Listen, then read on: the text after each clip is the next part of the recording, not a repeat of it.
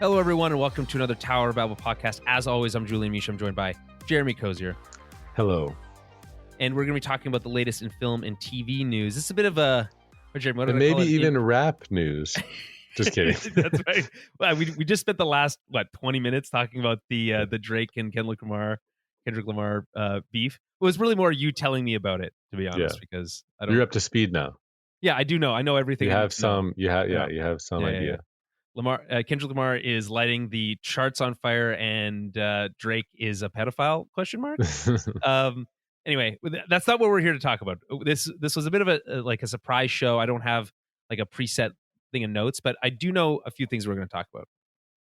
X-Men 97, which is just about wrapped up. I think, is it one more episode next week or two more? Yeah, one more.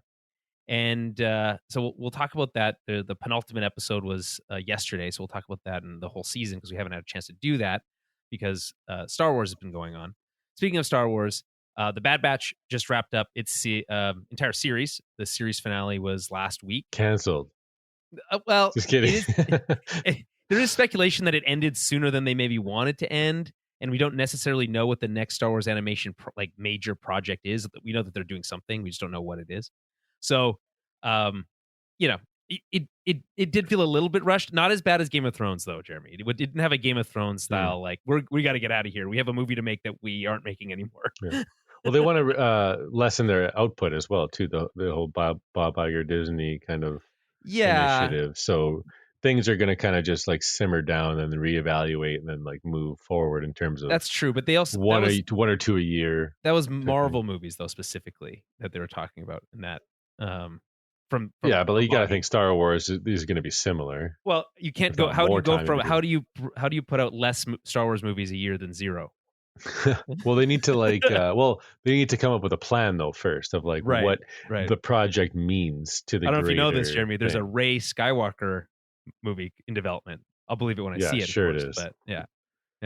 And there's these eras in Star Wars. I think there's 11 of them. I think there was images of logos. There's. Do you want me to list them? There's quite a few no. at this point. Yeah, very cool looking logos, but it's a lot.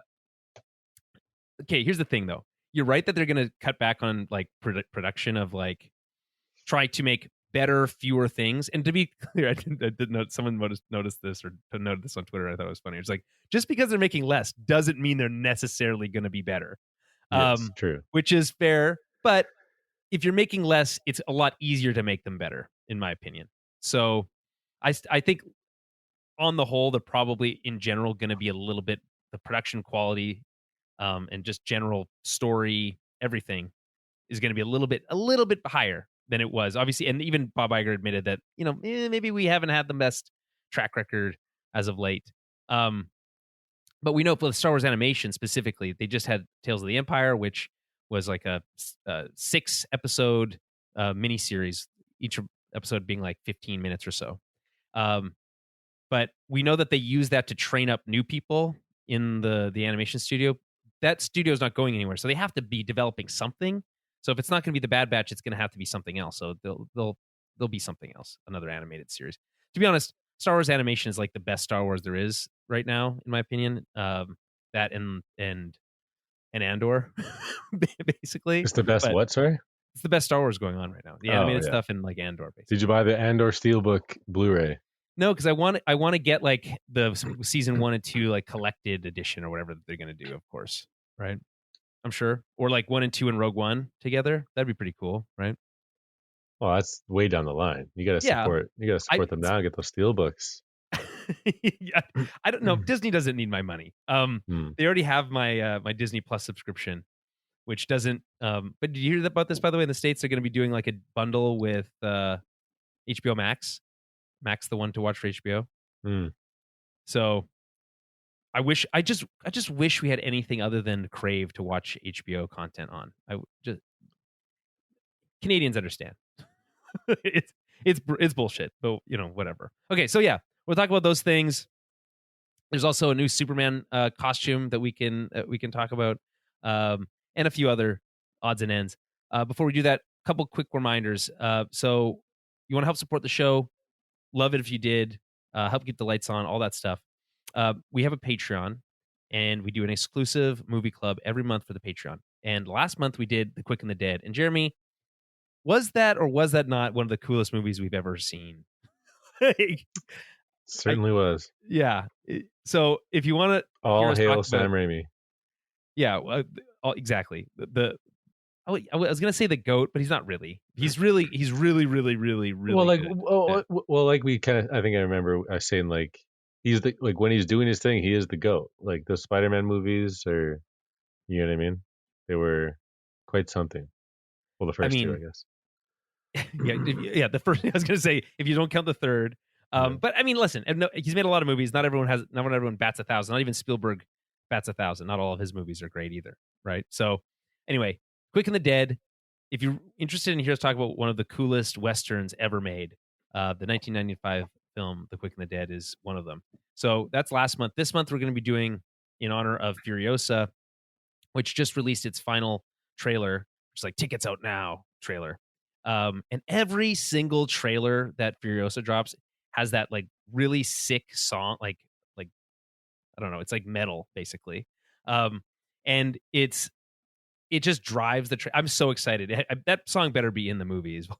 It's better not be a Wonder Woman 1984 situation where the coolest music you've ever heard in a trailer doesn't ever appear once in the movie. But for Furiosa, which is coming out at the end of this month, we're going to be going back and revisiting the biggest movie in the franchise, the Mad Max franchise, which is Fury Road. So we'll be doing that on the Patreon, and you can subscribe for as little as $5 a month. It's nothing. It'll cost you less than a single coffee now, because coffee costs $8 or whatever. So would love to see you there. Follow us on Twitter at Tower Babblecast, Facebook.com/Tower Babblecast, and head over to the website towerofbabble.ca, where you can find everything that we're doing, including all the small screen Star Wars episodes that we did for the Bad Batch, which are all there. So if you're looking for that kind of stuff, which I would be if I were you. All right, so let's talk about, Jeremy, what do you want us? Let's start with X-Men. I feel like it's on the tip of my tongue.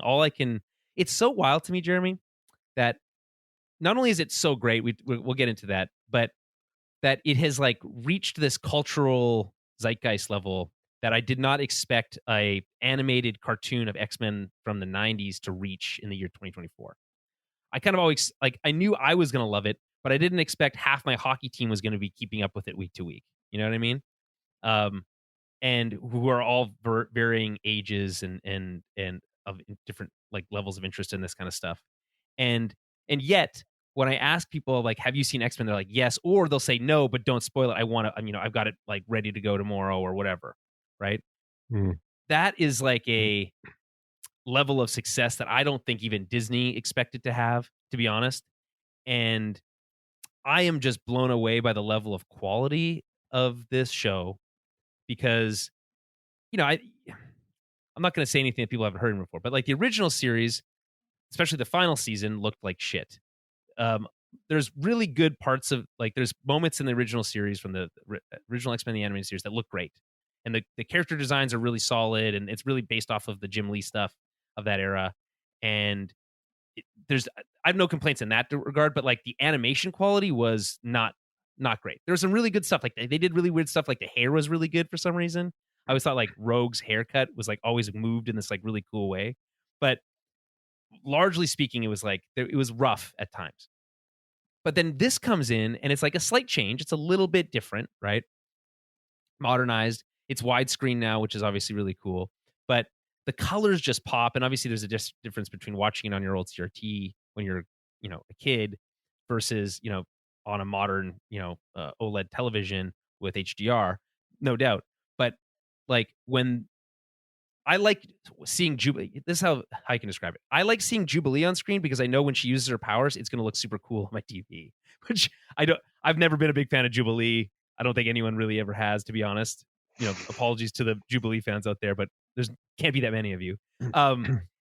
But I just can't believe how good well this is. Just at every level. It's just like the story, the animation, the music, the sound effects, everything is coming together. And then you have this whole Bo DeMeo situation happening in the background, which is adding this kind of other layer of drama to it, but we can get into that.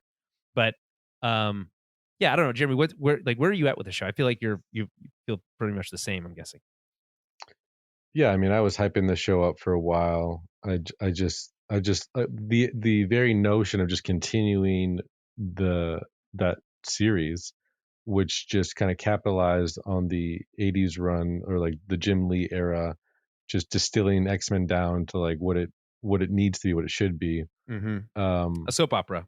Yeah, Turns out. yeah, you can critique, it's the budget wasn't as big, but like it did things that were the first of many, just like the long arc stories Yes. over multiple episodes. It was really Yes. cool. Like I remember just tuning in to X-Men on Saturdays, or even with Spider-Man or even Batman, but X-Men specifically just being like completely intrigued by all these different characters, and the storylines were just so wild. So, and then we had the live action movies, which were obviously awesome. Yeah, is that like where do you think your first love for X-Men? I think because it's it's 100% the cartoon. Yeah, that's so interesting because I think me too. Ultimately, like I didn't buy comic books when I was a kid, but I got exposed to Batman, Spider-Man, X-Men from Batman the animated series, Spider-Man the animated series, and X-Men the animated series. We got the animations, right? And by the way, I don't know why they don't do this anymore, but we're just going to call something the blank animated series. Yeah, it's brilliant idea. I guess. Well, I don't know. I just think it's just like it's very. You don't have to wonder what it is. Yeah, like you come here for this thing you like, and it's just the animated series version of that. Yes, I mean it wouldn't work now. I don't think. But yeah, we were just so lucky to be exposed to those three, I guess, in particular. But we also have the Superman and Justice League show. It was quite an amazing time. Oh, speaking of which, did you see that there was the first reveal of the images for Batman Cape Crusader? In the 40s. Looks pretty cool. Yeah, it's cool. Right? Yeah. They just realized they want to differentiate it from the OG series a bit more. It's funny because they are but aren't, like, because the thing about the original animated series was like when Bruce Wayne was just himself. It could be 40s already. It was already 40s style. Like he was wearing the double-breasted jackets and all that kind of stuff. The only difference is now like the Batman costume looks a little bit sillier, which I don't know if I love, but like whatever. I think ultimately it's coming from really great creators, and that's going to be what it's about. Anyways, obviously the cartoon's just huge part of it, but I think for us the movies were just the perfect age and time, and just what they were doing with it. It's just so bloody brilliant. It's just those wacky, crazy, colorful comic book characters, but all that like kind of like of the genre of what it is, but serious is gone, right? And it's in our world, and it's like, holy cow, this is cool. Yeah. And that's when I really was like, man, like if you had to choose like what team or whatever you want to be a part of, like why wouldn't you want to be at the X Mansion, as a student at some point? Well, do you? I guess the question is, do you want to have to deal with bigotry your entire life or not? Well, is that a question? But it's also, but it comes from a place like that it's a safe haven type thing. Like if you are the outsider or outcast, so like it just had that inclusivity in it that people latched onto who didn't feel that sense in their own life, which is why it's kind of like so pertinent, continuously. It's will literally never not be relevant. I feel like that's what's so brilliant about the X-Men. It's like they figured out the perfect allegory back in whatever the 60s, right? And then it turns out, shocker, people are bigots and continue to be up to the year 2024 and beyond, most likely. So it and the cool thing about X-Men 97 is because it's a direct continuation of that series, like picking up right where that one left off, which, as you said, Jeremy, is like such a bold decision to make. I think it's just brilliant. It's like, of course, like this is what these characters need to look like. We're not trying to translate the comic book in a way that works. The cartoon is the comic book. That is what X-Men is. We got a version of that in the movies that was very cool and very down to earth and like just real. But not the comic books. Yeah, but not the comic books. But it still had those dynamics, of the team and the relationships and the Dark and the Phoenix. saga and For just me, the Weapon X. Like it was very cool, and the for me, actors. at this point, it's Magneto. Like Magneto, I remember one point, I don't know how many years ago this was. IGN did a list of like the top 100 Oh villains yeah, and he's of all always up time, there. and Magneto was number one. Yeah. And I remember thinking, it's like, really, is Magneto number one? And then the more I think about it, Well, and now yeah. I the mean, more I even with what watch, we had, at the time, for sure. yeah, But yeah, this show just really propels it further, and is like, okay, yes, this is why he is. This is Ian McKellen. You know what I mean? Like this is worthy of I that. love this performance by this actor. I don't know who it is off the top of my head. I can look that up, but Yeah. I Majority of the just original think cast are it's so back. bold. Yeah. It like the use of the, like they go hard on this, right? Like to the point where they show his Holocaust tattoo and on all that stuff, and that was always has Yeah. been compelling, and they haven't like leaned on that as hard as maybe they have in the past or as in other interpretations. Well, the But live action movies really harness that. yeah, I mean, it's so memorable. The one of the first scenes there in the very first scene in X-Men 1, it's right in that concentration camp where he's being separated from his yes, family, and then it's just such a powerful image of him just screaming and just wanting his parents, and he just manipulates the the steel fence, gates yeah, or whatever. yeah. But like at the end, man, after the whole Genosha thing, and I don't think Oof. we need to spoil too much, but after the whole Genosha thing, Well, I mean, it's um, week to week. It's like you got to just I agree. And speaking of which, that's the thing. We knew, like, I think it. Like I knew this was going to be good. I think it's so completely fair to be like we're blown away. Like I can't even believe this is real. I was just hyping this up so much and just so excited for it. But knowing that it was week to week, we should have known already that like this thing was being crafted specifically, tailored to that for a reason, and like to back it up. Like they yeah, really just focused on characters in a very like speedy way, but everyone is treated with such reverence. it And is a little fast. anything you've ever thought of like a character that should get their due or whatever, like just happens and then some. Specifically with Cyclops in the beginning, like Yes, the fighting maneuvers in particular, like when he uses his blast to like move himself across the room, yes. it's like, okay, like these guys know what they're doing. Like this is, I don't even think I would have thought of that. Or when he lands, when he just see, I'll see you on the ground. It's Yes. just right up there with a Captain America live action movie moment where he just jumps. Does Where's your parachute Where's your or parachute? whatever. Yeah. Well, I guess the Flash steals that with Batman in the Yes. Flash movie. But we don't talk But about that movie. Jeremy, we yeah, don't talk about that yeah, we movie. don't I talk don't know about that. Yeah, what you talk about. I don't know what you're I talking thought that about. was a good example to show just how like corny that movie is. Yeah, Just it's how it kind not. of like Oh distills my that. god. That But yeah, yeah, it it's does it like in such a worse way. It's and then unbelievable. Yeah. and then Storm. It's just like it's just brilliant. I feel like Wolverine. I like how Wolverine's kind of sidelined a little bit. You know what I mean? Because we've kind of like we been a force little fed him. Wolverined out. You know what I Yeah, mean? Like it's all been we had Wolverine a all whole the time. series called Wolverine and the X-Men, which I'm actually Yes. probably gonna go back to while I'm waiting for the Yes. next season of this one. To be honest with you, Yes. It's worth I think it. it's It's a perfect great time to do series. that. Yeah. You're not going to go back to X-Men Evolution. That No, one doesn't do it for you. and then Jean Grey and Storm too. That relationship, seeing that Oh fleshed man, out. that You know what I their mean? line, that like one Oh, like exchange they yeah. had about like Yes, mind the mind weather your and like weather, yeah, weather your mind.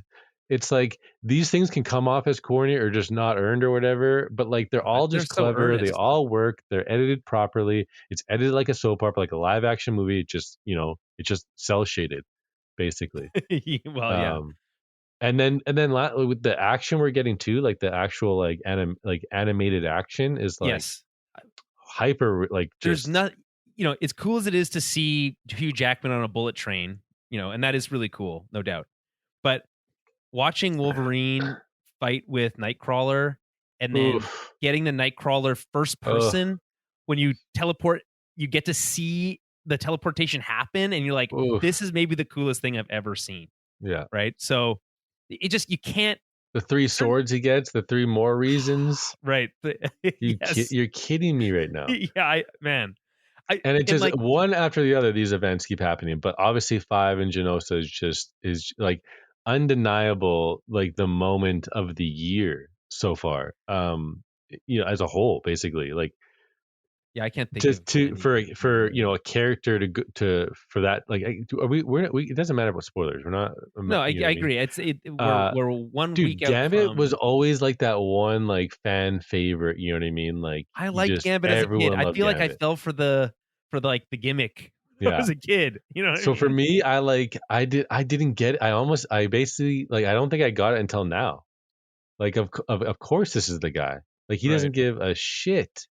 And just to see him go out like that is just it's just amazing, man. Like I literally had like my fist in the air when this was happening. Yeah. Like His name yes, is like Gambit it upon sucked that. that he's dying. It's like it's like that. There's your oh shit, like crazy moment. But then he tops it with utilizing his power, and like you just know exactly what's Well, happening and what it's has to so happen. it's set up so well in that whole episode because it starts with him having to come to terms with the fact that Rogue is having this like crisis of Crazy love conscience, triangle, right? And it's exactly multiple love crazy love, triangles. but he's wearing this like this white suit with this like Oh yeah, scarf man! situation. How badass is that? Like I mean, you obviously, it just seems so right to be in your fit, like your Yes, costume. But yes, this show, it does it so like I think at one point like Cyclops doesn't even have a suit on, but like other people do. Like I love that shit.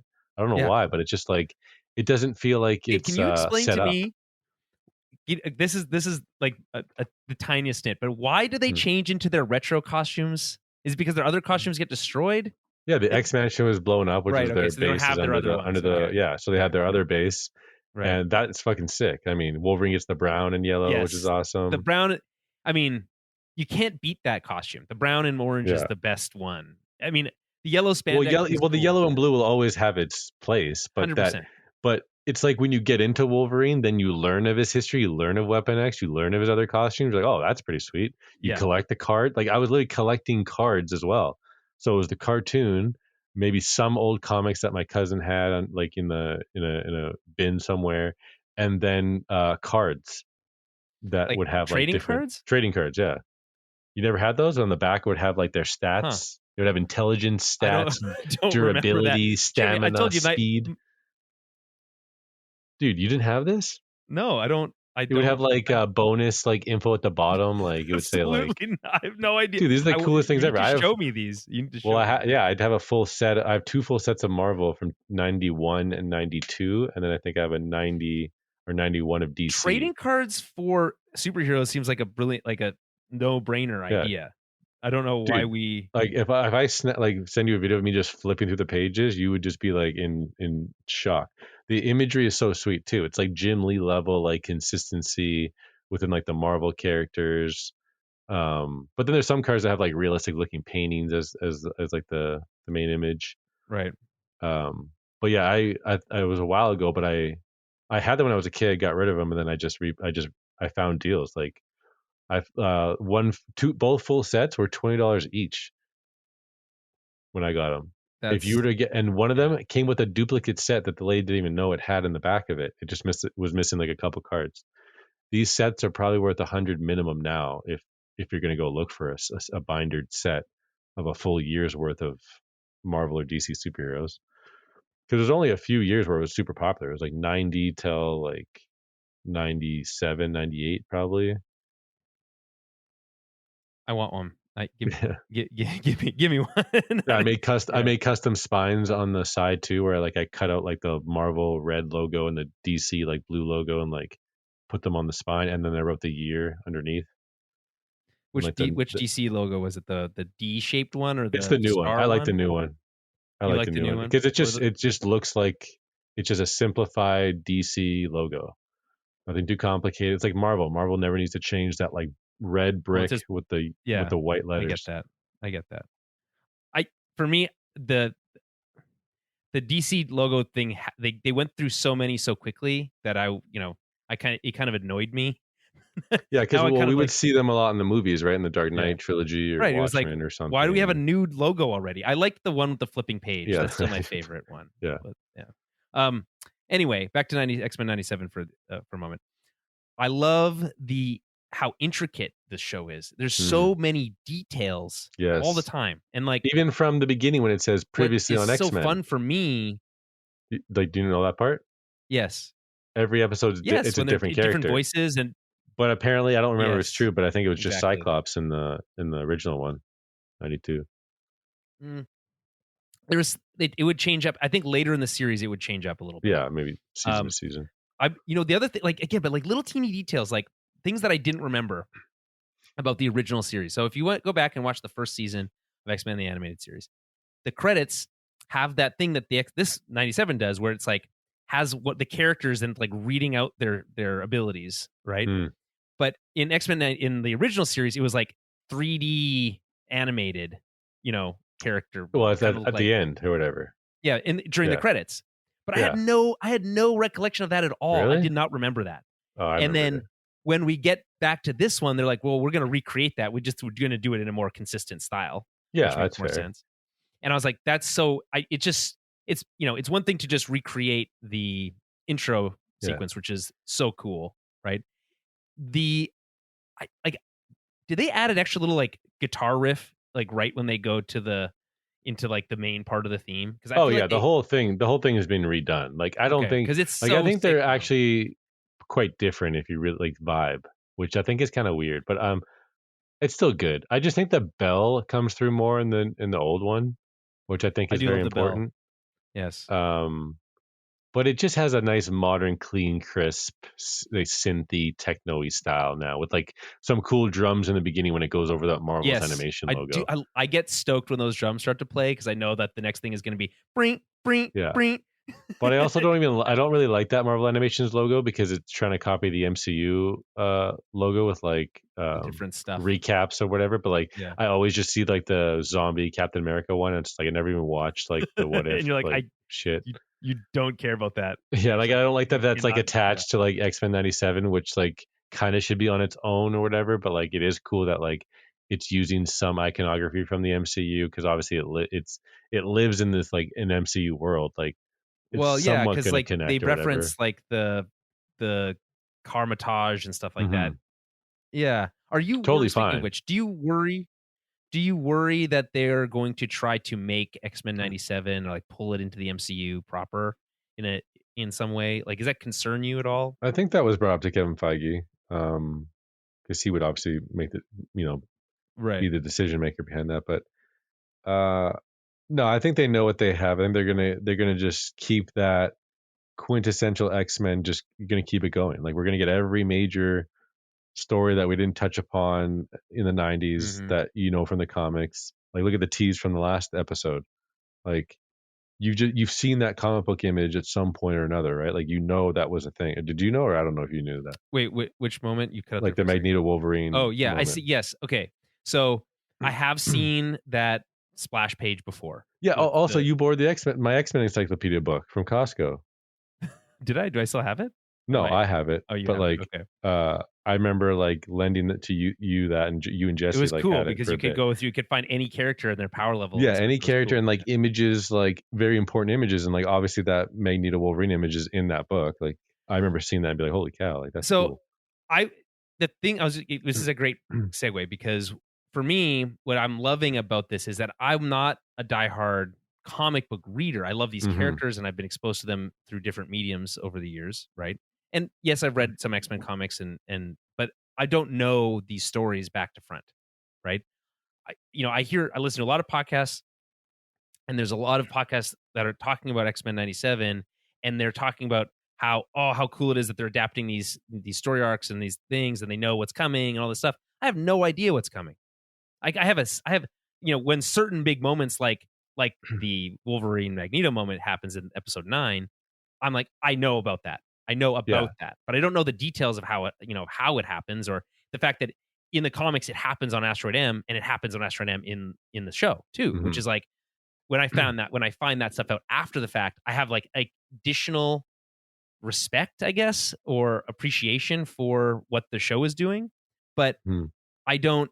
I'm not like going in saying, "Oh, they better get the bone claws right." You know what I mean? Like I'm here to just like take it in and just go on the ride, which is a little bit different than I think, and this probably a little bit with when you're covering something or you're going to review something, right? or you're going to do a recap on something. And this happens for me with Star Wars, where, okay, I'm going to watch The Bad Batch, but I know that I'm going to have to go back and rewatch this and then take my notes and then talk about it and, talk about it critically. And we're doing that now with X-Men to some degree, but it's not the same as, every week we're going to talk about each episode and every character beat and all that kind of stuff. So with X-Men 97, because we're not doing that, I can really just go with the vibes, and the vibes of this show are just immaculate. We don't need to retread it, but the ability to like pull you through the story at this, I would argue at maybe a little bit too fast of a pace, like it might be just a little bit too quick how fast we go. Like they introduced the concept of Madeline Pryor, right? And then 3 episodes later, she's dead, or like 2 episodes later, she's dead. And it's like, and then like, we're supposed to be like, have this big emotional connection to her death, but I don't really feel that. There's other things that I do. Obviously the Gambit stuff works. Everything with Rogue works, but like, you can't introduce a character in episode 2, have her die in episode 4, and then have me, or episode 3, I think it might have been. No, it was 5, right? And then expect me to have like this big emotional connection, and then you can't do that at that pace. So that's my only criticism of the show. But I am absolutely loving not knowing exactly where everything is going to go, and in being able to just like kind of enjoy the elements that I know I already understand. Like I know the dynamics of these characters, and then when I get to see them, bounce off of each other in different ways, I can really appreciate those things, even if I didn't expect those things to come. Right? Like when Wolverine stabs Magneto, and we get the really cool line about "I've been in a lot of wars, bub," right? And the brave always die first, and then to have Magneto turn around and rip the adamantium out of him is, when he stabs him, the next thing I wasn't thinking of, oh, well, he's definitely going to do that thing to Wolverine that we've all been wondering about forever, right? But then when it starts happening, you're like, oh, of course. And how cool is this? And then the way that they like give it just that half a frame or 2 frames or whatever to just linger on that shot of him, and it's not even moving, it's just a pure homage to that splash page, is really like it works for me. So I don't know. Is there anything else you want to say about X-Men 97? Well, that one in particular, like I actually ended up being spoiled over that moment happening. Really? How? I just glancing on Twitter, basically, just because like it was just an image of like in the show, and then like side by side to like the comic panel, which again I've seen a million times, specifically in that book, not the actual comic book, but knowing that it's a thing. Mm-hmm. But I was a little disappointed that it was like the very last thing that happened, and it was basically like you said, like a freeze kind of image to like pay homage. But like the image just, it's almost like, I don't know if you can do that when you're comparing it to like a Jim Lee super high detailed. It's because you like can't, you have to like pause it and then like examine it, because it does happen very fast still. Yeah, but there's just not it's like it just looks very like, I don't know, like because that original comic image with all the shading and the line work and the details, and like it's just so burned into my head, like seeing it in that way, and then they just don't even show us like the movement of it all. Well, like I thought we should just seen the whole thing, but like clearly maybe something might twist or change. Well, they might. I mean, do you think it's going to stop, or someone's going to save him, or it's going to continue? No, I'm not saying that. I'm not saying it's not going to happen. I'm just saying it's like, if you go and you're going to show the whole thing, it's going to be like pretty wild. But then also, as a fan of like just like the source material in terms of like my knowledge, like knowing what happens next, like Apocalypse plays a role in Wolverine getting that adamantium back at some point. So like in my head, it's like, yeah, I don't know exactly where you're going, but like I do know kind of what you're setting up a little bit if I'm an X-Men fan. Sure. It's like, oh, that's sweet. And then Angel and Archangel could be involved and all that stuff. So. Yeah, I mean, that's the thing. It's like I know enough about these characters and enough about the universe to be able to be like, I understand the dynamics at play, right? Yeah. But I'm always a little bit surprised when they are used and how they're deployed. And I think that's what keeps me on my toes, and it's like it keeps it so fresh for me. And then feeling familiar. I guess last thing I'll say is in terms of the showrunner, like just what an unbelievable job. And we know this is not just from the show itself, but he's active on Twitter in like a very fan friendly like way where he's answering questions. He's talking about certain comic books or whatever inspired him, or even like giving assignments or homework, which is like amongst like the little Twitter community there for like people next to week, look at. Star Trek. Yeah, certain episode. Yeah. Sometimes it's episodes of the 92 series. Sometimes, yeah, it's a Star Trek episode or it's a comic book that he read. But there's one quote, I'm just going to pull it up here. But he talks about like his process basically with the characters. And he says something like, our job was to shepherd these characters, not put our mark on them for the sake of ego. Go too far pushing your vision, the characters cease to be themselves. Don't go far enough, you're just playing karaoke with the comics. So it to me it's just like, damn, like this guy just gets it. Like I think he's like 40 years old, so he probably watched this at whatever age he was back then, and just he would have been slightly older than us. Yeah, which means that he would have been. I think he would have grasped it more than us too. To be honest, like I wish I was a little bit older. To be honest. Watching this, because I couldn't really put two and two together half the time over certain episodes. This is why Spider-Man the Animated Series is like, what if I was talking about a Marvel animated thing at that area? Yeah, at that era. Well, that one you get so much explanation too, right? Like you get his inner dialogue. Yes, I forgot about. Yeah, I forgot they do. And he might be the best voice. He might be up there. Yes, I love like Kevin Conroy. I love and the voice of Spider-Man in that. Yes, very good. And then as we know, they've had crossovers back in the 90s. Yes. MCU before the MCU. And we get a glimpse of Spider-Man in the last episode, right? Or 2 episodes ago. Yeah. 2 episodes ago, yeah. Yeah. And then we had Hulk in a roundabout way, but that's still cool. Yeah. And obviously Captain America makes it a whole appearance. Yeah, just so cool. just so refreshing, you know what I mean? Because like obviously a lot of characters and cameos have been thrown, shoved down our throats. Yes. But to see it in this light with this skin, you know what I mean? Like with this whole design, just tone. Right. Yeah. It's like, yes, this is what Marvel. This is what it all. This all goes back to this. All back to the comics. I think there is an element that has been lost that this show understands, that it's not cameos for cameo's sake. Yeah. It's not. I don't care if just. Like that reference of Spider-Man, I forgot that happened because he doesn't do anything, right? Yeah. And so that's not that one's more of an Easter egg nod to the audience. Like, hey, we know they crossed over. We have plans for more seasons. Just be patient, right? And so that and that's fine. But like the use of Captain America here works because there's a character-driven element to it, right? It's like, oh, it makes sense for Captain America to be here. So when we're not doing that in the MCU proper, when we're just throwing in random characters because you might recognize that person from the comic books, or we're going to set this up for later, it's not. You're missing the point, right? When characters make appearances, when these crossover things happen, the reason that the ones that work are memorable is because it like when Daredevil crosses over with Punisher, for instance, right? There's like a character dynamic headbutting concept that's happening, and you're like, wow, I never thought of it before, but their approach is similar but different, and that's an interesting dynamic, right?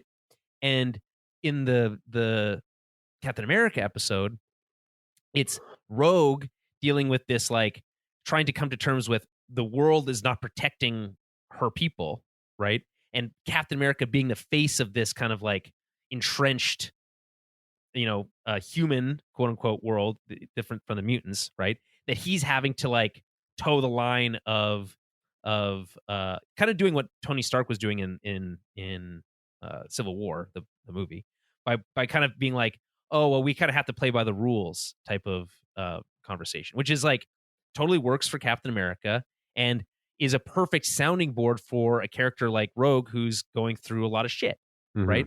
It doesn't necessarily, like, if that was, Bruce Banner, it doesn't work the same. It's like, sure, it's cool to have the Hulk there, but it's not, it doesn't we have more for that. Yeah. So I think you're right about Bo what's his last name? DeMeo or something. I think. Yeah, being like, dude, he had planned for really 5 refreshing. seasons. Well, and it's a good thing he's already sketched those out, and he's already handed I don't those know if over. I don't know if he has. Okay, but here's the thing. That's true. What we need to Disney has said nothing about why he was let go, right? And he's not hiding from the world because he did some important thing. He's out there talking about the show publicly every single day, practically. But I don't think he wasn't like showrunner. Yeah, so I think he must have butt heads with the directors or something like that, or the directors would have been, in the TV world, the directors report to the showrunner. Yeah, right. That's what so it had to have been some sort of conflict with management. But then the rumor is that he has an OnlyFans as well. So it's like typical Disney shit when they see something that's like can go really against them, they just kind of pull the plug real quick. But they did this the day before the show aired, the day after the show aired or something like that. It was right before the show aired. Yeah. But said nothing about it, and Bo is saying nothing about it, and it's like. But he's very like respectful to Disney and like just interacting with fans in a very, very cool manner. It feels like there's a way he could come back, doesn't it? Like it feels like the way that this is all going up. Yeah, happening. I mean, if he is the reason for why the show is so good, and for they're hearing the reasons why is because the reverence. Right. Kind of paid towards these characters, the moments that they're getting to shine. We get to live the moments we always kind of knew, like with Cyclops or Scott and Jean and Cable. Like you always knew of that dynamic. Like you've seen the family tree and you know of that, and you can read it in the comics, obviously. But to see it kind of like just live and breathe finally here is just unreal. But are you glad that you have Moon Knight on DVD so you can watch the one episode written by Bo DeMeo? Yeah, I'm just going to watch just that episode. That's funny. I got the Steelbook. Like, have you even seen it? They're all just Steelbooks. Have you even seen it, though? No. But are you ever going to? It goes into the Marvel Blu-ray box, if you ever need to pull it out, which is a collection of Blu-rays and 4Ks. Okay, so you're right, and different editions, and I got magazines to supplement, and action figures, and you name it. So you're absolutely right to have it, Jeremy. No doubt. Mm-hmm. We've talked about the internet was down. It's like, what if I want to go and like it's just like can't even. I have to go on YouTube on my phone. But I mean, to be fair, that doesn't happen that often. But I was just going to say you're absolutely right. However, and there's no guarantee that Disney Plus will be around forever. But being able to go into the Marvel tab of Disney Plus and being able to like go through the MCU timeline and then have it already pre-sorted and then have like the shorts in between so that those are like slotted into the right places and just have that laid out already it's too convenient. It's too convenient, Jeremy. I have to do it that way. But imagine coming across the bin, you know what I mean? And then you have extra features on these Blu-rays. Oh, I know, you're right. Things you can't really get on the streaming services, and all the shorts are in there, and you have to discover them. And you see this one at one point or that one over there, and it's like because you're not just gonna like do you go to the Marvel tab and just you don't even want. I guarantee you don't even watch those shorts. I browse every once in a while, and actually I had ended up watching some of those shorts that I wouldn't have otherwise seen probably if it wasn't for having them so conveniently located. But I mean, again, no, I do like that. Like I also would download files of these movies too, and have them like I had a stick, and the file was called the Avengers Initiative, and then it had all the it was numbered like in chronological order. Through the first Avengers. Number 1 movie, Iron Man, all the way to like Captain Marvel or something at the time, right? 22 movies or 21 movies or whatever it was. $1 billion that movie. And then I was even able to find torrents of those little shorts or whatever, like The Accountant or whatever. I even downloaded the Peggy Carter show and threw that in the file. I watched a couple episodes of that show. It wasn't bad.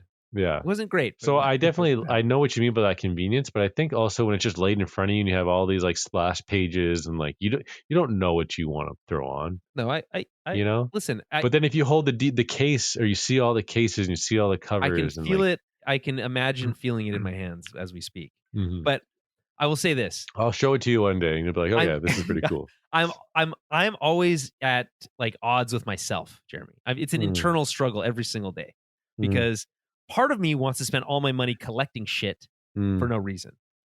But the other part of me, which is probably the more responsible part of me, thankfully the side that often wins out, is like, yeah, you got to just find a balance. And I think with you got to find a balance or pick one thing, right? To me, I've dabbled in many.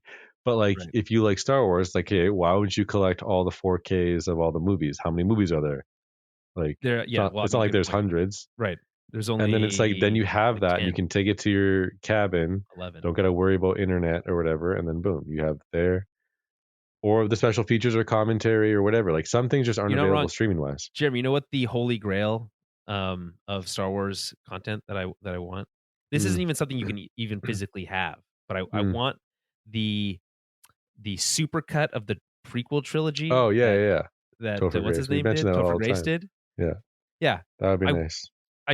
It's got to be out there somewhere. Yeah. Like, come on, how do we? I would like, if we're talking about like physical things, I would like the Avengers box set briefcase, the Shield briefcase. Oh yes, Phase 1 with the it has the file folders. Yeah, yes, because you have a movie of the main dudes, right? You got two Iron Mans. They don't do that shit anymore. You got two Iron Mans. You got Thor 1. You got Hulk, and you got Cap, I think. And Is Avengers Thor 2 not in there too? Oh yeah, maybe Thor 2. I think that's after No, because that's after Avengers 1. No. Thor 1 and Thor. It was one Thor, one Cap, one Hulk, two Irons. It was Thor 2. Thor 2 is in there too. Oh, it's in. Okay, well, even better. Yeah. You're right. No, that is a great. That is a high prized item. And here's the thing: I love the idea of the collections, and that's kind of like sometimes I'm like that. I wait around for them.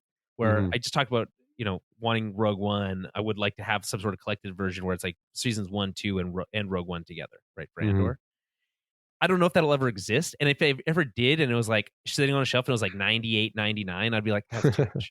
You know what I mean? Yeah. So I'm constantly at war with myself. Here's the things that I do spend more money on than other people maybe would.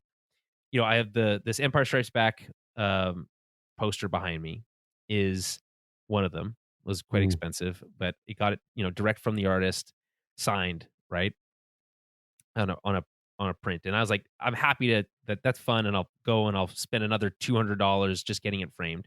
And I have the Return of the Jedi one sitting in a tube over here that I need to still get framed.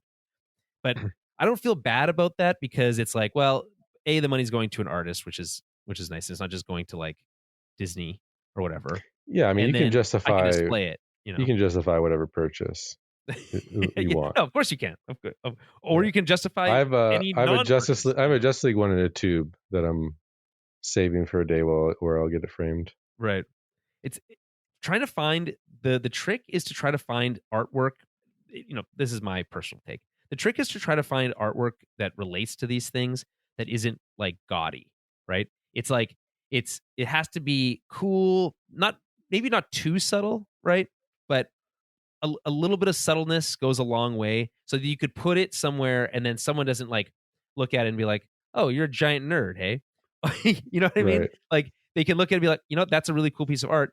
Yes, I recognize that is Optimus Prime or whatever, right? But it's like the art in and of itself speaks for itself. I don't necessarily think that that's true for the Empire Strikes Back poster, because it's a literal movie poster with all the movie poster stuff on it, and that's kind of a different thing. But there's a I think, Jeremy, I don't know if you've ever seen like my Ninja Turtle print that I have. It's in this like Japanese style, and it's a Ninja Turtle, but it's just a really cool piece of art.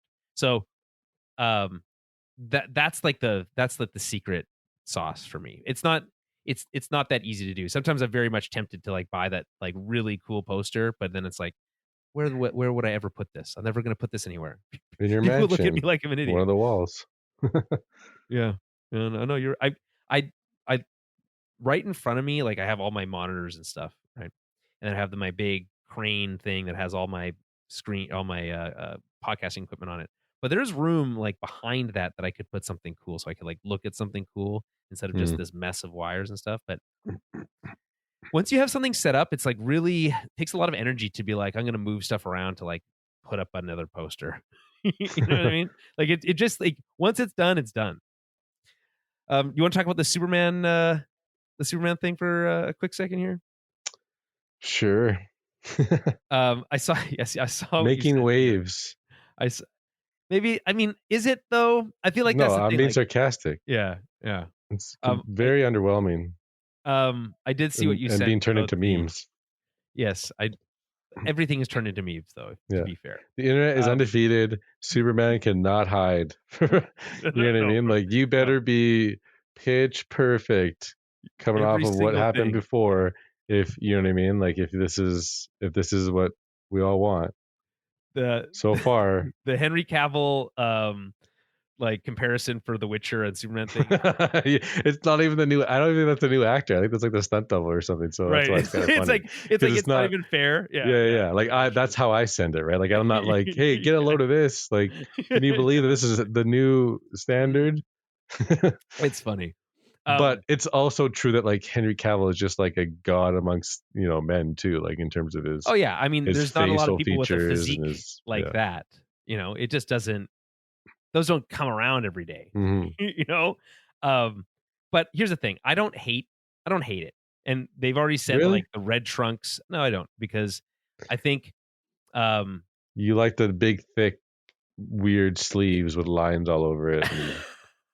the wrinkled. No, I never said no. All the wrinkles and the weird shape of the boots. I like the S emblem. Okay, I like the collar, and I like. You like the collar. You're a collar Superman guy. I like. The collar. I like the new 52 suit, and this is reminiscent of that. But that new 52 suit just seems so much like. Well, it also didn't have the red trunks, and this has the red trunks. So, the Superman suit had a red belt though, so it kind of still broke it up. But this is the reveal picture you go with, a dirtied up picture where he's putting on his boot and like Brainiac's in the background or something, like shooting lasers at the and city. The jokes are like, what's he doing? Like, where's the urgency? Like, what do you why is this Earth being destroyed? So that's the part that I like, because it's like, oh, here we go, here comes the critique, because all we've heard is just constant critique over the Snyder movies. So it's just funny when like, here's a reveal of our suit, and it's like, this is what, like, I thought it was AI generated at one point, and I thought I think it's a ruse. I think it's a ruse. You think it's James Gunn? I think he's going to unzip this rubber, like whatever this thing is. Okay. And like it'll be this like sweet suit underneath that like just showcases his muscles, and that would be something. Here's what I would think you should do. I think you should not hope that happens in the movie, and if it does, I think you should be very pleasantly surprised. That's my recommendation. It's just unfortunate, like, because the bar is just set way too high with what came before it, and it's like, I don't know. That's what I mean. Like, I feel like there's no way they can win with you. There totally is. Like I said, I like James Gunn. I know what he's capable of. He's one of us, if not, more than what we are. Whatever. Like he grew up with these characters, read the comic books, played with the action figures. Like, he knows them. But he has his own specific style that I'm not super into. Like, I'd rather have the darker tone. Yeah. Yeah. And just, I don't know. I just didn't think this would be the suit that they'd go with to like kind of express the kind of shift. What I mentioned like when we were chatting about this on Twitter is like, I just think it's odd to start with a photo of him sitting down. Like, why shouldn't it have been the pose with his arms on his sides? Where's the arms on the hips pose? And then everyone's like, there it is. This is what we need, a smiling Superman. Like, finally. Or maybe they wanted to avoid that. Like, maybe they knew that, that's too easy. Like, we need to do something more compelling. But remember the first time they revealed Henry Cavill's Superman? It was him with like the compressed bank vault behind him. Super cool. And that's a really cool thing because it's like in action, right? Yeah. And people were disappointed because it didn't go exactly as they expected based off that one photo, which, again, your expectations can either make a movie great or ruin it for you. So just keep them in check. Good thing is that Man of Steel hasn't aged a nanosecond. I mean, I saw someone tweet that the other day, and then like they had the clip or whatever of Jor-El in the beginning. I was like, this is fucking incredible. This was made yesterday. I do love that intro or like prologue, I guess, for Man of Steel is really It's fun unmatched. because the music from Hans Zimmer is like unreal. It's top notch, propulsive in that whole sequence, and obviously visually it's very cool. And has some vibes of some of the Steiner stuff that he does later, visually speaking. But no, it's I haven't seen it in a long time, but I will say this: it is still talked about a lot. So say what you will, you're onto something there, right? Say what you will about the movie, right? Yeah. But and like the same thing with The Last Jedi. So I'll compare it, which is like you may hate it or love it, but people still talk about it all these years later, right? And it's people talking shit about it, or it's people like throwing praise at it, and you can see like both ends of the spectrum, like maybe the same day on Twitter, often the same day, because it's people feeling like they got to come out and defend something or whatever. And that is so much fun for me. Like I have no stake really in it. I'm just like, well, I have my opinions, and like everyone likes to feel like their opinions are validated. Yeah. But that's like with the Snyder Blueprint moments or whatever, right? Obviously a clear joke, but like it has some, like clearly like there's something there. Like if Christopher Nolan keeps still talking about it, the superhero genre and all the influences, and even Beau DeMayo with X-Men saying that he had Man of Steel influences in this show, specifically. But then like when they do the they do like the visual comparison, and it's like, this is the most ridiculous. It's like, this is just a standard pan. Like, those are some of the Blueprint moments that are clear-cut jokes or whatever. Yeah. It's like a mix. It's a mixing of like the emotions that are involved. You're like, how am I supposed to know which ones are serious now? Yeah. When you. But that's me with you with like The Last Jedi, right? Like you almost get like a sense of like, you know what you're talking about or whatever. I like to think so. Yeah. I like to think that I know what I'm talking about. I actually. I had a moment of vindication on that relatively recently, where someone I can use my hockey team again as an example. I was chatting with some of my guys after hockey, and we were out at Boston Pizza, and actually I think it was Smitty's, and we were talking about Star Wars, and then someone started talking shit about The Last Jedi, and I was like, whoa, hold the phone, and then stand down. I spent the next like half an hour talking with this person. I was like, just like, let me explain like all these things. Like why do you hate this? And they'd explain whatever. And I'd be like, have you considered this? And they're like, oh no, I didn't. And that does make it better. And I was like, and then later there was like, they came back to me like a couple months later, and they're like, remember that time you were telling me about how good The Last Jedi was? And I, whatever. And then they basically like, it did actually make me appreciate the movie more. So, take that for what it's worth. I was able to convert one person from a hater to at least a not hater, which is, at least to neutral, right? I feel like I've done my part in the Star Wars like fandom. There's just a lot of ick out there in all these fandoms. You just got to be careful where you put your dip your pen. Does that make sense? That I did smoke some weed before we started here. So, okay. Shall we wrap it up? I don't know if there's anything else to talk about. There's probably a million stories, to be honest, but let's see here. Kevin Feige talking about reducing the number of movies. We talked about that a little bit already. Tron Ares is, I think, wrapped filming, and Jeff Bridges is going to be back. He was in Tron Legacy. He was like de-aged in that movie and looks very weird. So I seen that. You see that roundtable discussion that they're having during awards season, where he's at a table with Pedro Pascal, and Pedro Pascal was talking about Okay. And Pedro Pascal was talking about The Last of Us show and like how it was a video game, and they asked him if he ever played it. And he's like, no, I can't. Like, I can't play it. I'm not good or whatever. And then Jeff Bridges says something about, it's a video game. He's like, yeah, like I was in a video game too. And then they're like, did you play it? And then like he says something about how it sucked him in or something like that. So it was like a double joke or whatever, because like that's what happens in like the story or whatever. Right. He gets scanned in. There's just no way it's going to be good, right? Like Tron Legacy was so awesome. I Not mean, a Jared good movie, Leto. but yeah, I saw someone tweet, and I'm like, maybe it's infected me, but someone tweeted, they're like, it's so crazy how I'm so unexcited for Tron Ares, all because of one person, like because of one Academy Award-winning actor. I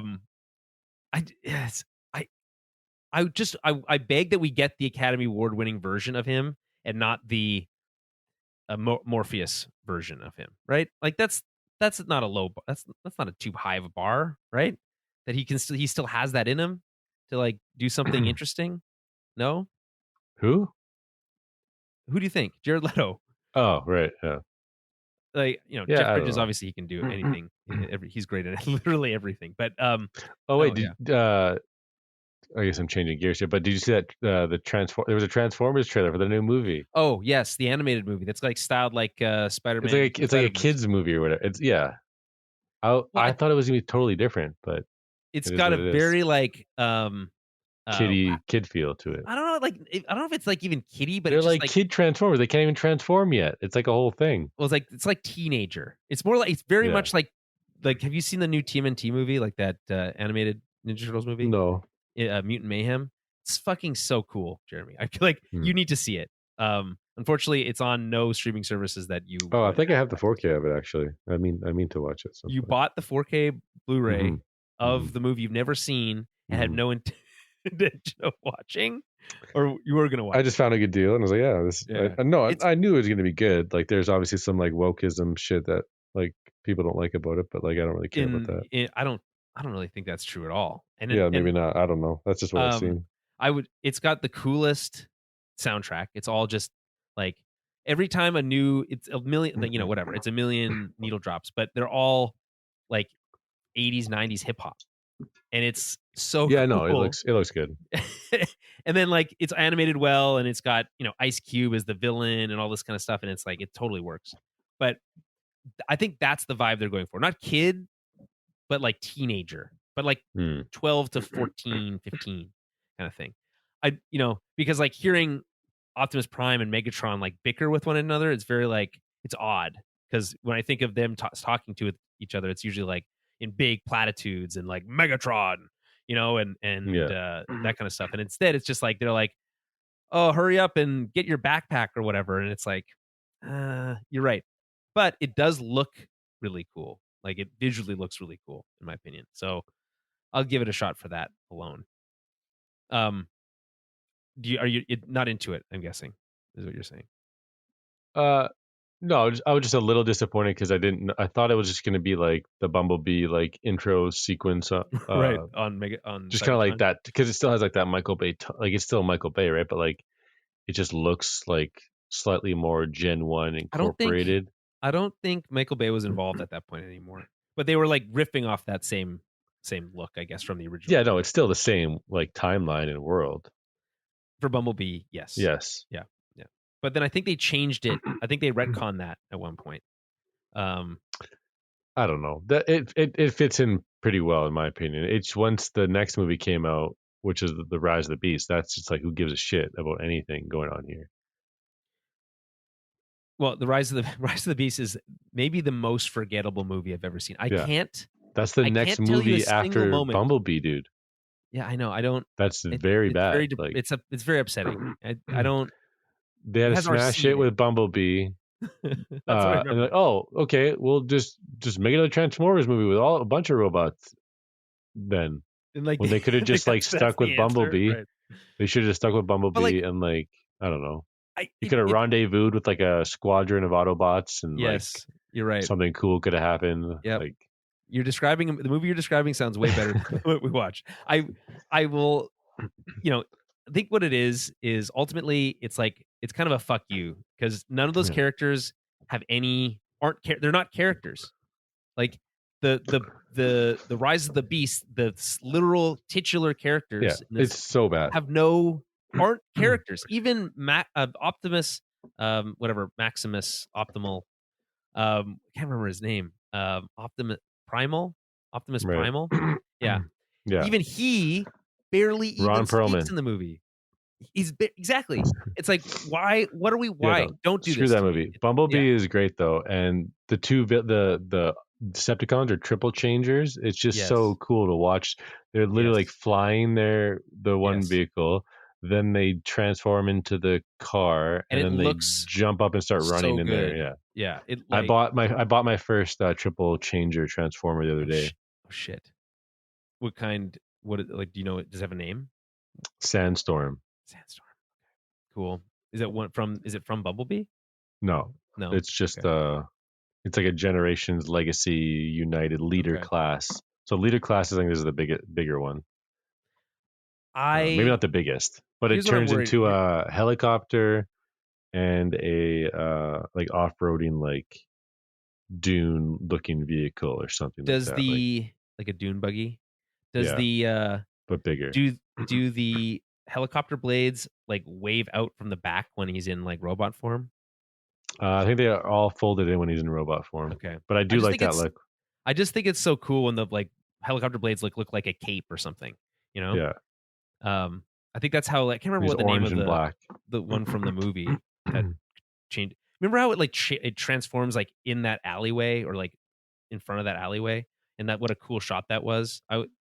In the back lane with like all the Autobots? Yes. No. It's when they're running towards like a main street and they're in a back lane, in a side lane or whatever, and then in front of them a helicopter like flies in, and then a helicopter changes into a robot like right in front of them. But it's like all shot from one stationary camera inside that back lane, and just really cool visual dynamic. That first Transformers movie is great. You know, say what you will about the series as a whole, but it is great. And that's the other thing. You're describing more shit that I want to buy, Jeremy. I can't. Well, yeah, I got into Transformers after watching Bumblebee, and then I revisited the whole series, which I think we talked about a while ago. But the only thing that we haven't talked but now about I'm just collecting like Transformers and X-Men action figures, basically. And that's cool. I'm happy for you. I'm the only thing that we've talked about privately, but not on the show, is that you saw the light for a Alita Battle Angel. So I'm really happy. I'm really happy about that. Great movie. Like, you know how did I ever tell you about how I decided to watch it one day? No. So it was recently, well, not that recently, but it was recently after I had bought my new TV. And I was just scrolling through the 4K Ultra HD section of Netflix. You know, I was like, what can I put on my TV that'll look really cool? Right. And I saw that the 4K version of Alita Battle Angel was available on Netflix. And I was like, I think someone say something good about this movie once. And so I was like, all right, we'll try it out. And then from moment one, I was like, this is the coolest shit I've ever seen. And a new one is in development? Yeah. Yeah, I think we talked a few episodes back where they said it's kind of on the table now since Avatar 2's success. Right. Okay. So let's see. Okay, this is the triple changer. Okay, I thought, to be honest, Jeremy, I thought he'd look cooler. Well, those are just, I mean, the second image I sent you, he looks pretty cool. Oh yeah, no, that is like much cooler.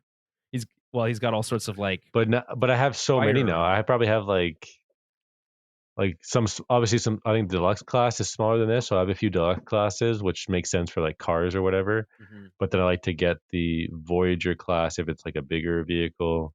How did you discover the name of these classes? Just research. You were just like Googling this, and you're yeah. And research. Well, even like Kijiji or like what's available. Oh, like this Ratchet from G1 is $20, but like it looks so detailed. Why is it only $20? It's like, oh, it's a deluxe class, which means it's like kind of like the mini versions of them all. But then within the classes, it makes sense to grab the let's say the deluxe class of like Hot Rod or something, because it'll look the right size compared to my leader class Optimus. Right. That's important. Type thing. Yeah, that's important. Because like even with my DC Multiverse action figures, it's all about scale. Like a lot of my Batman villains, if it's like a Bane or a Killer Croc or a, well, sometimes they do the scale on like just in the same line, but not always. Yeah, but that one specifically, they call them Megafigs, and they're 10-inch rather than 7-inch, which 7-inch is already bigger than the typical 6-inch action figure. But that's that's all the that's Black what the Series action McFarlane figures are 6-inch. Yeah, but the McFarlane DC is all 7-inch. So to me, See, those ones are the action figures to end all action figures. That's why I've collected so many. Yeah, the McFarlane makes good stuff. Ultimately Hasbro is like fine. Like that's how I feel about it. Like it's okay. They get the gist of it, but like, this is my Dark Trooper, which I think again gets the gist of it. But like I think, and it works better with a robot like this than it does maybe some of like the human characters, but it's not perfect. I would like it to be a little bit more detailed, I think, which is why I almost only get, I think I've said this on the show before, but I only get characters really who wear helmets. So, because I don't want to see the weird like faces that like don't look right, yeah. I could take off, I have Echo here, but I don't want to take off his helmet because I don't want to look at his pasty white face that's going to look like not like the guy from the show. So, you probably don't even know who Echo is, Jeremy. From where? From Star Wars. Oh yeah, no. He's a clone. How dare you? Okay, I think that's all I can. I think that's enough nerding out as I can do for today. Unless you have any final thoughts, any last stories. No, I mean we're just gearing up for the X-Men finale next week, so that's kind of bittersweet, I guess. That's really all that it's. Yeah, but I think we have. And then we're getting excited for Deadpool and Wolverine later. Ooh, which could potentially, be another huge revisit to the X-Men franchise. In a big way. If the rumor that the original cast is coming back for one last hurrah. I think we're gonna have to rewatch those movies, Jeremy. I think I already did, dude. Well, I know you did. I haven't yet. So I assume they're on Disney Plus. So I'll make that some appointment viewing, I think, coming up. But no, Jeremy, you have to get excited about Furiosa first, and then we can get excited about the Marvel stuff. Okay, right. That's the deal. And here's this. I'll leave you with this last bit of news, which I don't know if you saw, but that there's a new Boondock Saints film in. I feel like we've talked about that. From Norman Reedus and Sean Patrick Flannery, and we must mention this. This is the story. No, this news is recent. It's only from like 2 weeks ago, so as recent as it gets, I guess. On this show sometimes, but I just cannot. I know you like that movie, but I cannot. I can't. I won't. You can do it. I don't think I can do it. It's too. We'll see. We'll see what the trailer looks like. Maybe like if it's as. Do you think it can get any sillier than the second one? Because that second movie is like very silly. You think it can get sillier? Yes. Do you think Norman Reedus is the type to get sillier? Yes. Okay, fair enough. Okay.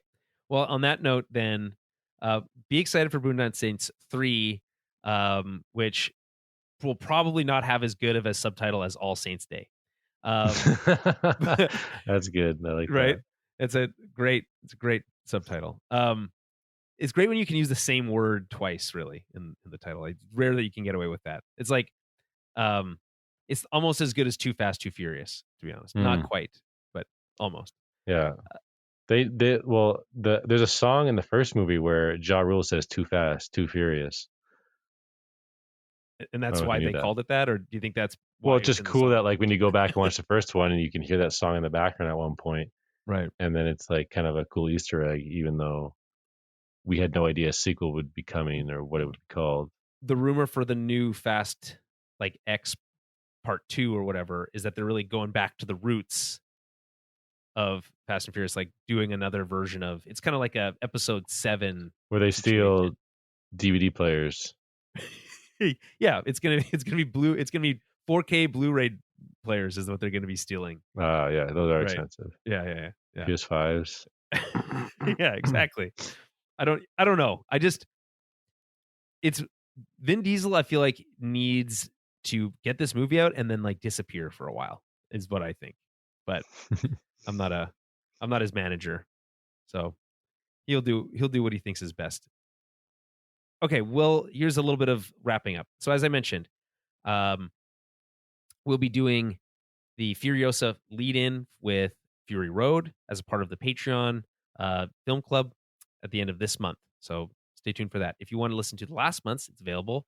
All the backlog is available if you subscribe. The Quick and the Dead from 1995. Do yourself a favor. Go watch that movie. You will not be disappointed. You'll come to me and you'll say, Julian, Jeremy, thank you. Thank you for introducing Mostly me. me, though. Mostly they'll say, thank you, Jeremy, and a little bit Julian for saying this part on the show. Right. For confirming. For validating Jeremy's opinion from his childhood, which was that movie was dope as fuck. And indeed, it is dope as fuck. So go watch that movie. Go listen to us really enjoy talking about it over on the Patreon. Patreon.com/Tower of Babble Podcast. And then come back here to the main feed, because in the next couple of days, there will be another episode in the feed, and it's going to be a small screen Star Wars episode. It's going to be Rachel and I breaking down Tales of the Empire, Jeremy. 2 mini stories. I would tell you about what they are, but I don't think one of them features General Grievous for a short time. Does that interest you at all? Not really. Okay, then I will say no more. But if that does interest you, and the Night Sisters interest you, and if only the Knights of Ren are the only thing that interests me. No, there's no Knights of Ren here. In fact, don't lie to me. Don't come here talking don't do this about how much you love the Knights of the Ren, because no one does. No one can. They're not a. We don't know. Another example of not a character, but whatever. Notice how there's not a presence really at all in episode 8, and then reappear out of nowhere in episode 9 for really to just stand around and look cool for a minute. Yeah. Anyway, we'll be doing more. If you like that kind of Star Wars commentary, find that on our Tales of the Jedi breakdown and recap. We'll be doing that this weekend, so stay tuned for that. And other than that, once that Star Wars stuff is done, we'll probably be back with one more regular show of the Tower of Babble podcast, where we catch up on the latest. We'll maybe talk about the finale of X-Men 97. Maybe talk about some of the movies that are coming out. It might be in and around the time of Furiosa. Who knows? But I will say this. There will also be more Star Wars content coming after that, because the Acolyte. Jeremy, have you seen the Acolyte trailer? Star Wars No, Acolyte? I have not. If I told you that Trinity from The Matrix. I'm aware. So you're aware. I skimmed through. I think the whatever it was. You skimmed through you didn't have 2.5 minutes. Yeah, it just did not. Okay. Quite. Have you seen the second trailer? No. It's better. Go watch that one. I think you'll get a better sense of it. But yes, Trinity from Matrix. She's a Jedi now, and there's a mystery about Jedis being murdered. Sounds cool, and they've introduced a new like martial arts type fighting stuff that is called. They're calling on the set. They're calling it Force Fu, which you can like or not like the name, but it'll be at least interesting to see on screen. So I think it's going to be really good. We'll be covering it week to week, so stay tuned for that. That'll be on the small screen Star Wars feed as well as the main feed here. That's it. That's all the things I have to say. That's all. That you want to say anything else, Jeremy? You have anything you want to? No. Okay. Well, on that note, we'll be back very soon with more ToB content. But until then, we'll talk to you very soon.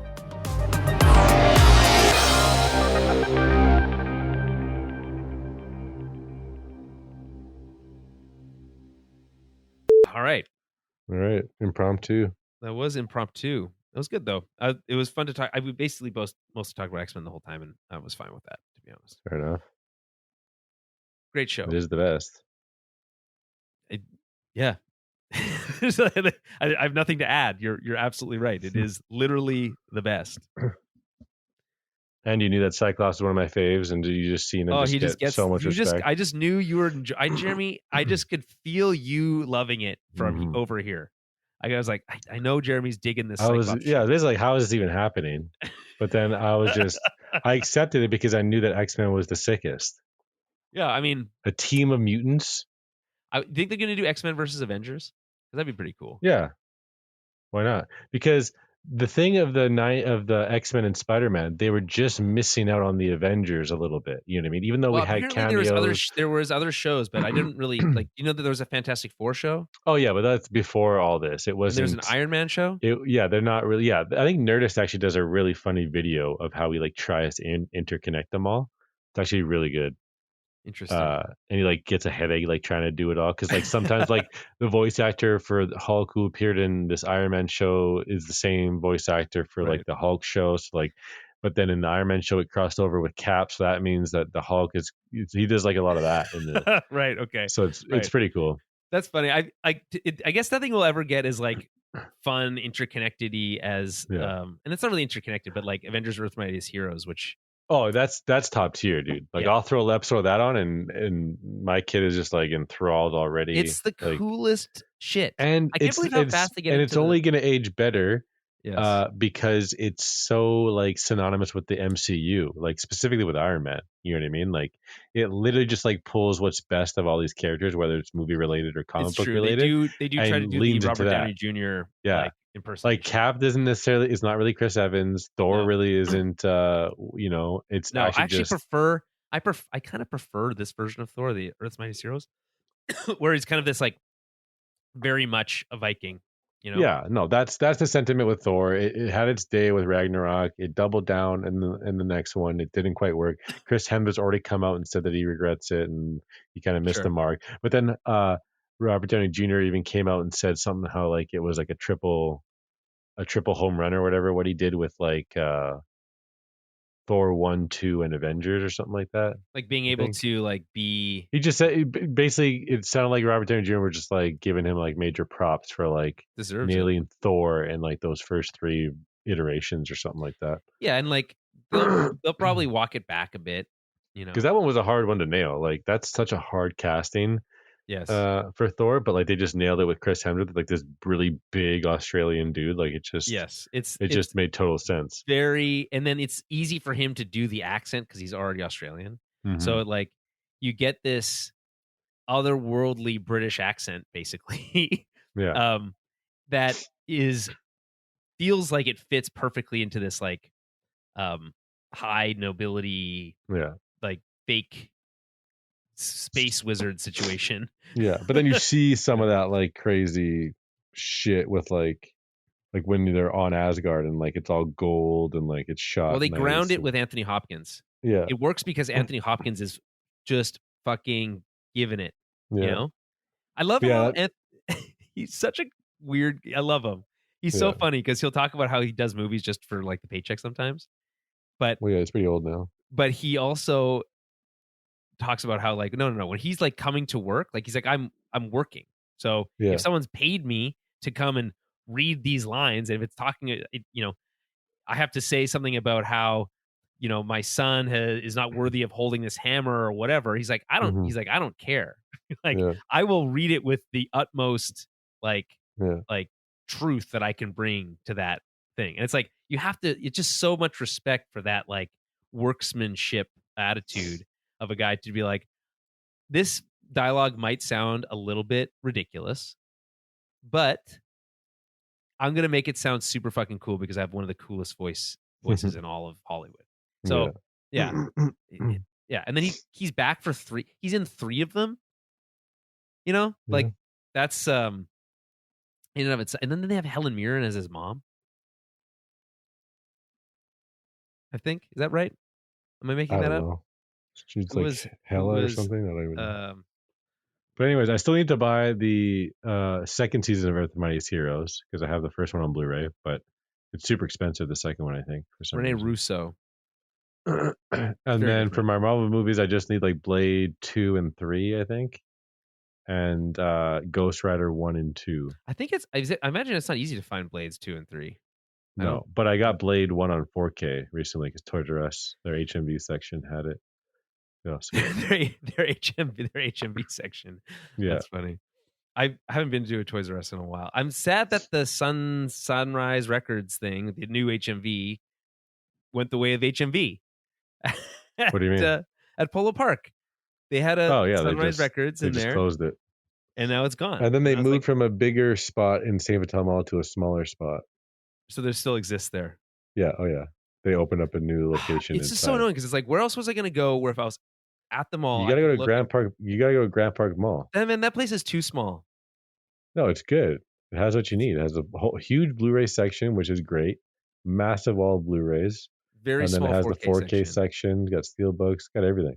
And it has a bin. Like sometimes I'll go there and like the bin that's out front is like just random stuff. And like I picked up like the Band of Brothers and the Pacific, the tin case ones, Blu-ray, cool. But they're the Blu-rays, not the DVDs. I just like you're like I know that this is cool inherently. Like it's like, oh yeah, like I know what these shows. I know the show. It's like I might not ever watch this again. Although, by the way, I know you. No, I love those shows. They're so good. Yeah, I mean it's Spielberg essentially. It's dude. All my collections have that thought process. I'm basically just like the collector. Like I'm just trying to shepherd all of these these things. What could be cool? You're like, listen, I'm like Jurassic Park. If you came across like a really cool version of Jurassic Park in 4K, you'd be like, absolutely.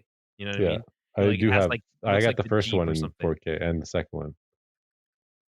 Like in movies too, my movie collection is jumped astronomically in the last year.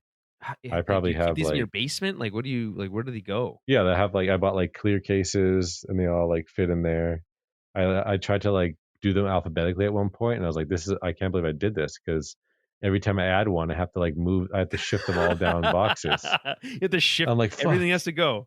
Yeah, I had to literally like every single box has to be opened and then shifted. Whatever DVDs. Okay, so you made a mistake. You need to just sort them by like franchise or whatever. Yeah, but then it's like, how do I find stuff when I need it to like watch like Field of Dreams or something? Well, you have to label the box with like. I did have that, and initially I had them in like I had like a war box, which I still have. Like I have like Platoon on 4K and like Band of Brothers, like all that's in there. I got a D-Day documentary that's new on 4K that's in there.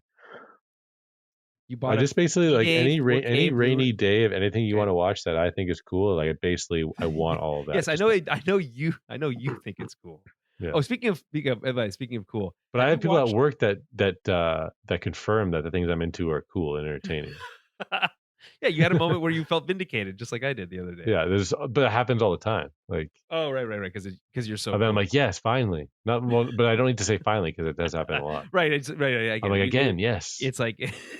Furthers it more. I want to hear it more. Your praise is what sustains me. I can't even remember what I was going to say now. I was going to talk about something that I thought was really good. We're gonna Gentlemen. Have you seen Gentlemen on the Gentleman on Netflix? No, the Guy Ritchie show. It is so good, Jeremy. It's so entertaining. And listen, I'm a sucker for Guy Ritchie. I think. Like I'm just like I just have a soft spot for his style of shit. But man, it's so good. It's every episode is like it feels like a unique, fun, different Guy Ritchie movie. And then it's an hour-ish each episode. They're just long enough that you can get in one wacky British underworld adventure per episode, and you have just like the style and the flair of Guy Ritchie in this, essentially 10-hour. It's not a 10-hour movie, like because it is episodic, but you get 10 hours worth of Guy Ritchie doing filmmaking, and it's awesome. So if you like any of his shit, you should watch it. It's very, very good. See. Right from the beginning, to be honest. Like the dialogue is snappy and fun and really funny at times. So yeah, it's no rock and rolla, but it'll do. Anyway, okay, I gotta go. All right. I'll talk to you later.